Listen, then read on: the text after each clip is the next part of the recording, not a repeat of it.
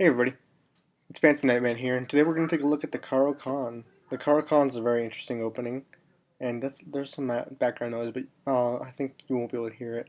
It's a very interesting opening that's been around for a while, and it's been a while. It's a weird, really strange opening. Caro-Kann E4, usually you see E5, some C5 counterplay, but Caro-Kann goes with a weird looking plan, which is C6, and that looks kind of slow, doesn't it? I mean, D4, D5, that's the plan with the Caro-Kann. Trying to establish a pawn in the center. And if takes, black has a two-pawn majority in the center. And hopefully a good game. Although white has a semi-open file, there's also the stability. For example, let's say knight coming out, bishop here, trade off. Something that you're going to always see is that whenever the light squared bishops are offered, black is almost always going to take the light squared bishop because black wants it outside of the pawn chain. If you see a move like this, there's still defenses. And black has a slight advantage here, I believe. So that's the plan for the Caro-Kann, establishing a pawn in the center via c6, d5. And it seems real strange, but it seems really slow too. He lags in development, makes no aggressive movements, and it's no wonder that the defense hasn't been studied since like the 1890s actually. I believe it was Caro something. His name is H. Caro versus somebody else, Kann, M. Kann, I believe. One from Berlin, one from Vienna, and the Caro-Kann is named after them too because they first studied it and they started to analyze it seriously. And many famous players have done it. We can take a few look at some of the games, but for now I'm going to give you guys some general outlines. This isn't going to be just a general video. We're also going to look at specific games in which the Caro-Kann is used. Now for the Caro-Kann, let's go for the general outcome. White is almost going to always play c3. There's some other variations. Also e5 is very common, but knight c3 is a very common response. After that, black is take because black wants equality in this. The Caro-Kann is really an equal drawish game. After knight captures e5, or e4, sorry, we're going to see this bishop coming out of the pawn chain. Black's plans consist of moving this e7 pawn to e6. Let me show you e6. And if we did it now, new line, this bishop is stuck inside the pawn. It's stuck behind its own pawn. It's a tall pawn. That's what it is. So black's going to go and get that bishop out of there. Knight doesn't have a whole lot of squares. Only those green ones that you see. So knight's probably going to jump back here, attacking the bishop. Bishop's just going to back up. He doesn't want to go back because remember, you want to block off the pawn chain eventually, and that will just slow down your development even more. You're already behind with the slow opening. Similar systems involve this h4 move. If white were to close the system in this position, this move here wins material, I believe. Let me minimize this. Yeah. And now there's only moves like bishop f5, and now black's structure is broken up. Now black has no pawns in the center. So that's why usually in positions like this, you can see the aggressive h5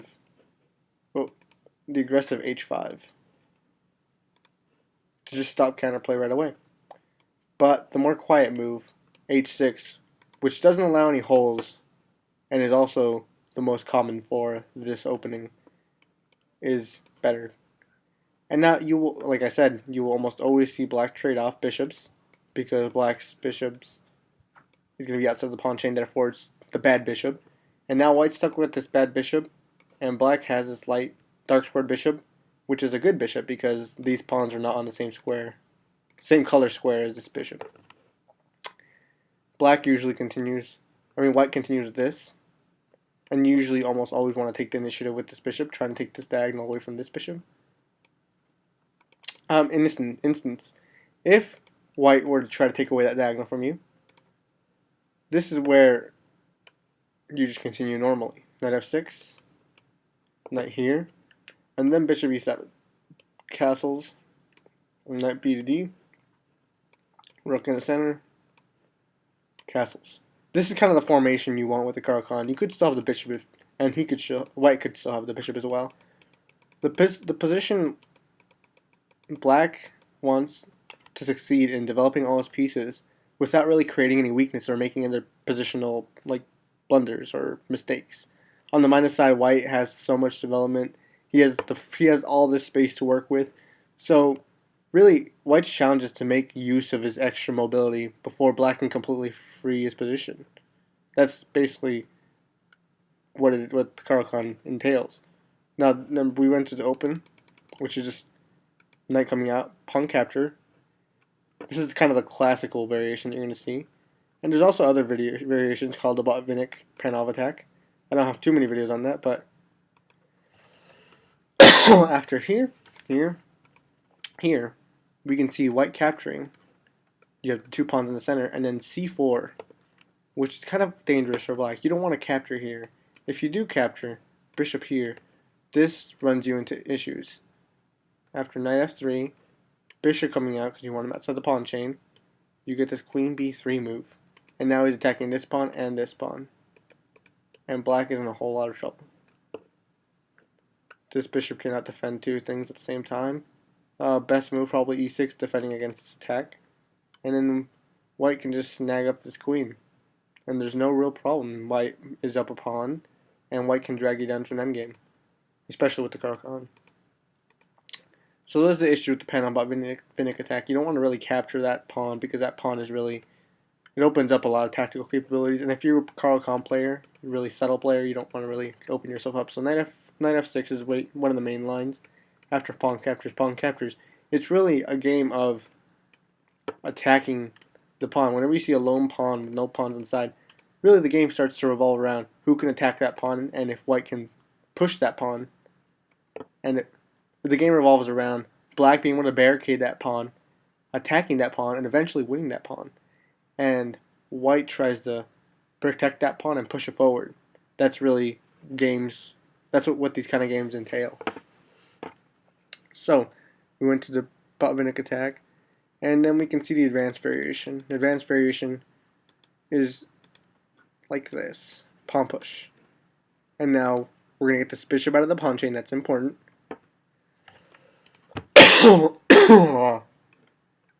Sorry. There's also these moves. C5 is an okay move in this position, I've been told. It's just like the French attack, or defense, sorry.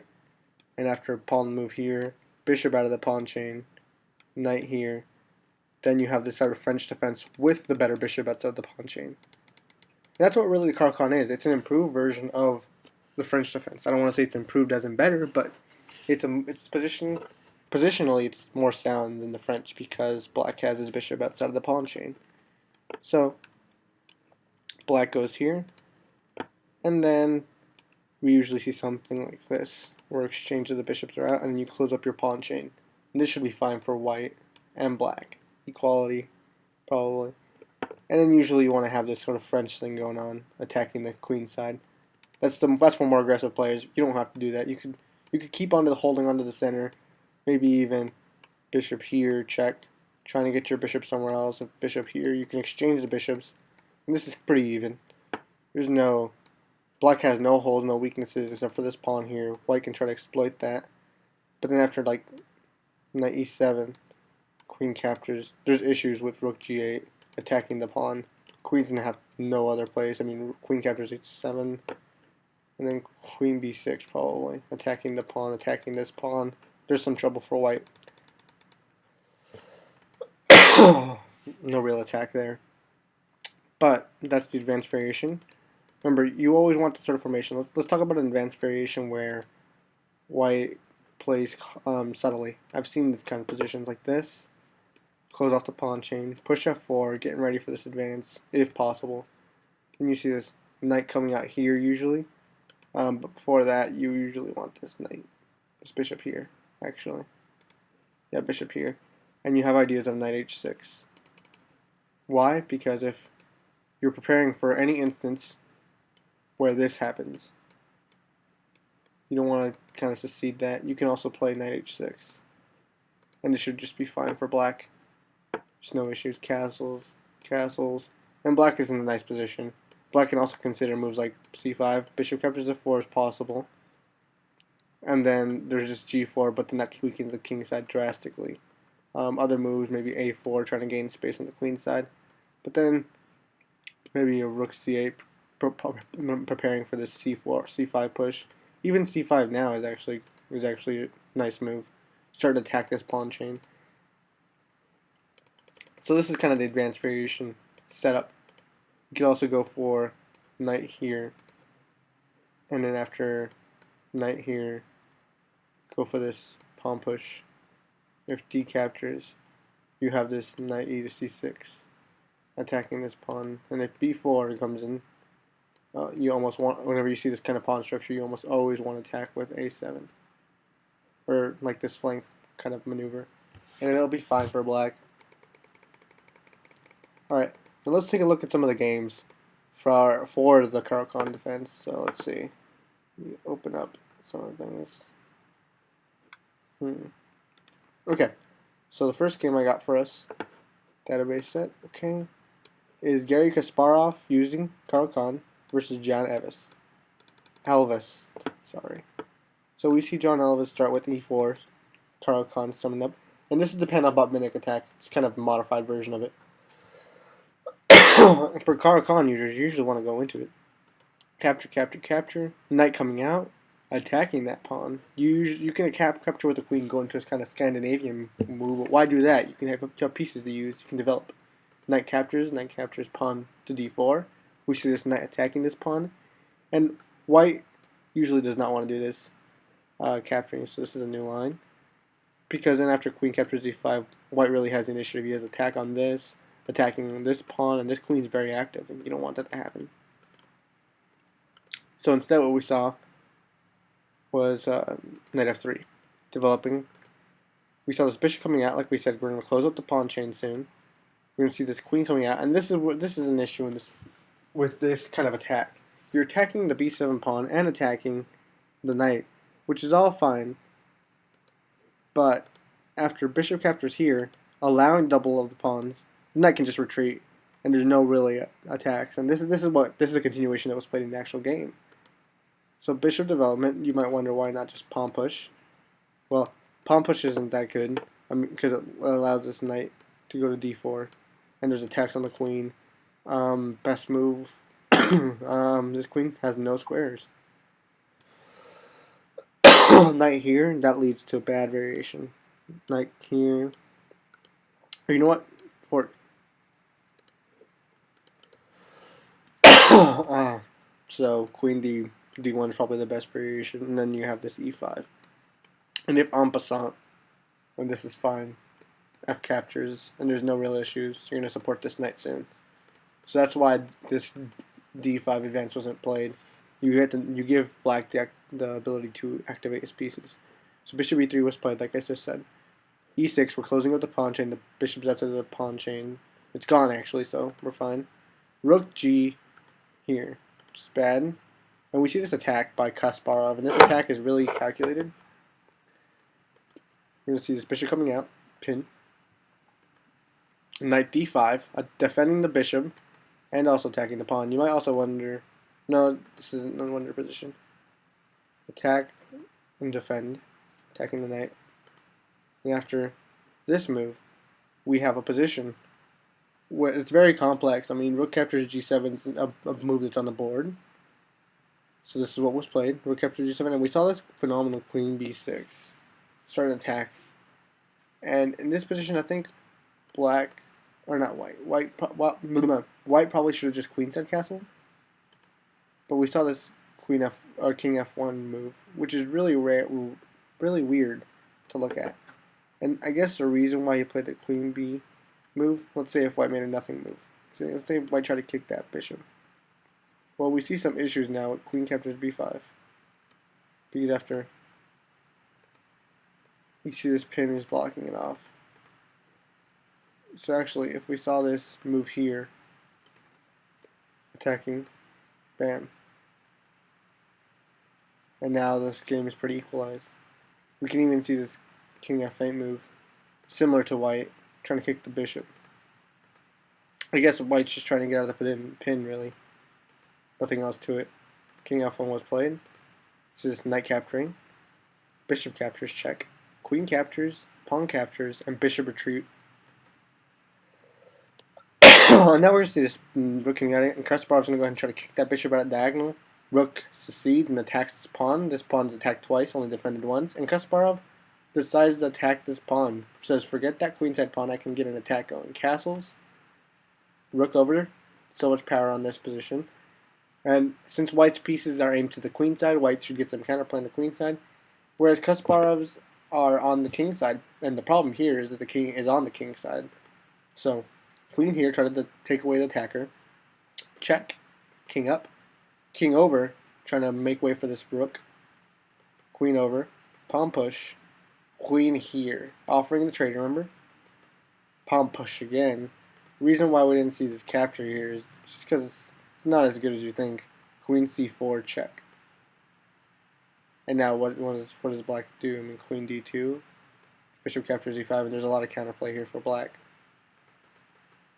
So that's why we didn't see that. D captures. We'll see this queen blocked off on the diagonal. Queen over, and he still gets the diagonal. Alright, rook bishop back for defense of this file. We don't want too much counterplay. This bishop kind of serves as a blockader for this pawn. If white were to just capture, or if black weren't to do that, let's say black made another move like this, trying to attack. Well, then we can just see this rook start building up on the center. Maybe even attack that bishop, or even continue with this. There's a lot of pressure here on this diagonal, or this rank, with this rank. So Kasparov saw this and decided to play bishop g7, block, pawn push, which is next land point. Rook captures, queen captures pawn, bishop captures, king over, bishop back, pawn here, which is really odd. It invites this actual movement of the rook, but then after rook to the fifth rank, this queen's running out of square, so the queen have to get out of there soon. Queen here, pinpointing the king side pieces, starting attack, movement, and then recoordination. White's coordinating, black's coordinating here, and then we see this queen capture this kind of movement. Rook over, bishop here, queen here, and then we saw this rook captures here, here. And can you guess what black played in this position? It's actually a mate in 3. Okay, so the actual move that was played was queen here, which is a very interesting tactic. This queen is pinned to the king, so this queen cannot move out of the way. If we do see this kind of movement here, we now see queen captures, and after king f1, we have this queen d1 mate, and it's all forced. What White had thought is that this counter pin would be fantastic. There's an attack, but he did not see as far as Kasparov saw. So that was a good panel about Vinnik attack. And now we're going to see another game, real quick, versus Anatoly Karpov and Jan Timman. And the result was black winning again. So now this is another situation where pawn, pawn, and then we see this advanced variation take shape. Karpov brings this bishop outside of the pawn chain, knight comes out, closing the pawn chain, and then you see this aggressive g4 move. You're going to see some players play this against you, but this is kind of an overextension of the king side. Now white created some weaknesses on these squares, whereas black has only a weakness on d6, which is easily tamed with this bishop and or knights and queen. So then we see this c4, or c5, sorry. It's kind of this French structure attack. Pawn push. And then we see this h6 move, like I said. We can see that move a lot. Bishop here, knight there. And then we see the taking of the central pawn instead of this pawn. Reason why is because these pawns are doubled. If white were to take this pawn, then it would be much easier. Especially since It's a free bishop. So we saw that instead. Knight here trying to win that bishop, and that's fine. It's all fine because usually the reason why we took the bishop in is because we don't want that structure to be messed up. And after a move like knight captures, the structure isn't messed up at all. Actually, black is actually equalized in this position, I believe, because there's overextension of these pawns, and black just has pressure on the white side. So instead, what we saw was the bishop g2 move, trying to fianchettoing this bishop. Knight coming out, development. Queen out, development. Then we see this knight capturing here, which is very interesting to see. There was really no other defense for that pawn. I mean, yeah, there's no real defense. I mean, here would have been a defense, but there's also this d4 is an issue.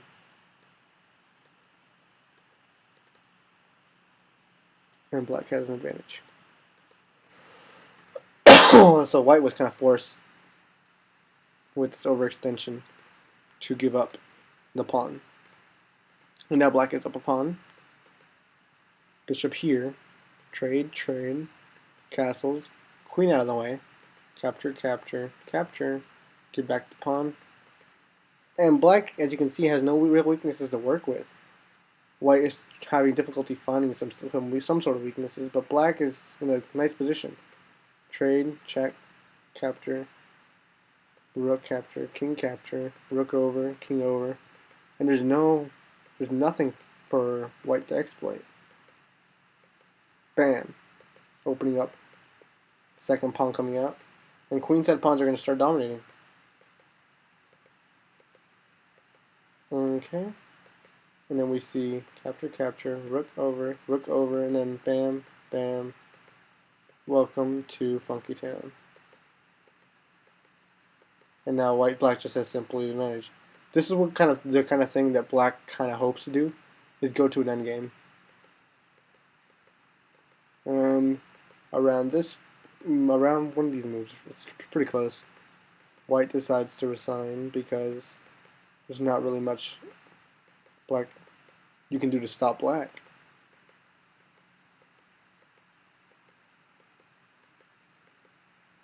Black just has the advantage. And this is about the way I would resign, but this here, check, king up, rook over, and resign. So that was a very interesting game. And remember, I'm not analyzing the full game. I was just analyzing kind of the key points of the Caro-Kann. So the Caro-Kann is a very interesting variation. And what I like to play against Caro-Kann is a variation that's not commonly used. It's kind of the fantasy variation. You got to know what to do against this f3 move. And what should happen is d captures and then this move. Starting to open up the position. And this isn't standard protocol, but it's kind of forced because if white captures, we have this queen h4 and there's a big advantage for white. There's just tactics. This is the more aggressive way to fight this. There's also queen a5 check. New line. And after c3, we can see this e5 break again. And if you're not really into playing that kind of aggressive chess, what white has done is white has eliminated any possibility of your bishop coming out. And your bishop doesn't have to go out. I mean, this move is just fine. It's really great. I recommend it for Caro-Kann players if they're playing the fantasy variation. There's also the hillbilly attack, which is not something that shouldn't be addressed as often, but it happens, the hillbilly attack. Bam, bam, and the bishop retreats. And you just continue as normal, as if you were playing the exchange variation that we already covered. But, yeah, that is all that there is to the Caro-Kann. I can review some more games or anything if you guys would like, but just keep in mind, first point, keeping your structure reserved, trying to get that little triangle going, and also trying to get this bishop out of the pawn chain as soon as possible. And if white were to ever offer bishops, you almost 99.99% of the time, I don't want to say that's the percentage, but near that percentage, you almost always want to take, because you're exchanging your bad bishop for his good bishop. Bad bishop because your bishop after a move like um, there, should make some fake moves. Not really paying attention to what's going on the board. This bishop, if it were in, it's just blocked off by its own pawns. It can't. It has limited mobility, whereas this bishop has a lot of mobility, and it can attack white's pawns. And white's bishop is better because it can attack your pawns and it has mobility, which is why you always want to trade. And also remember, you can always break with the c5, which is very aggressive. And there's also that d5 push that that also usually equalizes, if you can get that in. Yeah, and remember, you always want to get to that kind of position where you're reserved and you can react to your opponent's movements, which is usually what happens. But you will have a nice endgame if you can trade down because your pawns are not pushed as forward as white's pawns, and you can be taken less advantage of. So, thank you guys for watching this video. If you guys have any comments, please put them down below in the comment section. Please like the video, it really helps me out a lot. And I'll see you guys in the next video. Thank you.